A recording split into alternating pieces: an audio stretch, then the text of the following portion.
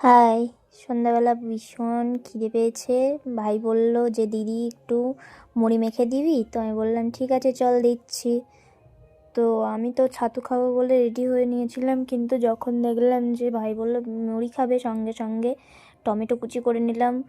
ধনেপাতা ছিল ঘরে, পেঁয়াজ কুচি, ধনেপাতা, টমেটো, কাঁচা লঙ্কা, লবণ, সর্ষের তেল দিয়ে সুন্দর করে আগে সেগুলো মাখিয়ে মিক্সড করে নিচ্ছি। এইভাবে আগে মাখিয়ে নিলে না আরও বেশি টেস্ট হয় সবগুলোর মধ্যে, আর কি লবণ ঝালটা যায়। তো দেখো সুন্দর করে মেখে নিয়েছি। এখানে কাঁচা ছোলা হলে আরও ভালো হতো, তো যাই হোক ছাড়ো। এবারে তারপরে মুড়িটা দিয়ে দিচ্ছি। এখানে কেনা মুড়ি, এগুলো দেশি মুড়ি হলে এটার সাথে আরও বেশি ভালো লাগে। তো কিছুই নেই, ছাড়ো, যেটা আছে সেটা দিয়েই হচ্ছে। তো দেখো এবারে সুন্দর করে মিক্সড করে নেব। আর আমার ভাই একটু মুড়ি মাখাতে না সর্ষের তেলটা একটু বেশিই খায়, তো আমি এটা দেওয়ার পরেও ভাই আবার করে দিয়ে নেবে জানি। তো আমি এখানে যতটা পরিমাণ দরকার দিয়েছি, লবণ থেকে শুরু করে সব কিছু মাখিয়ে দিচ্ছি।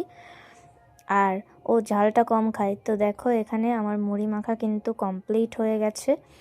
আচারের তেল টেল কিছুই ছিল না যেহেতু, সেই হিসাবে এরকমই। আর এই দেখো আমি এখানে ছাতু রেডি করে নিয়েছি। আমার ছাতু মানেই সেখানে লঙ্কা গুঁড়ো থাকবে, একটু ধনেপাতাও দিয়েছিলাম, আর লবণ, চিনি, পেঁয়াজ কুচি, কাঁচা লঙ্কা, ব্যাস।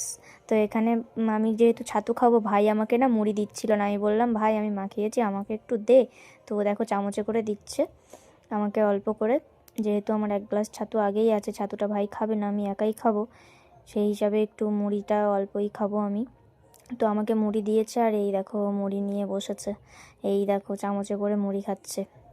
দিদির মাখানো মুড়ি কেমন হয়েছে বল। তো ও তো বললো না, যাই হোক আমি খেয়ে দেখি কেমন হয়েছে। না ভালোই হয়েছে, কিন্তু আমার সাথে ওর মুড়ির একটাই কম মিল, ওই যে বললাম সর্ষের তেল। আমি ভাইকে বলছি বল কেমন হয়েছে, চোখ দিয়ে দিয়ে। তো সত্যি দারুণ হয়েছে। শীতকালের সময় সর্ষের তেল মানে চড়া দিয়ে মুড়ি মাখা দারুণ লাগে। তোমাদের কার কার ভালো লাগে গো?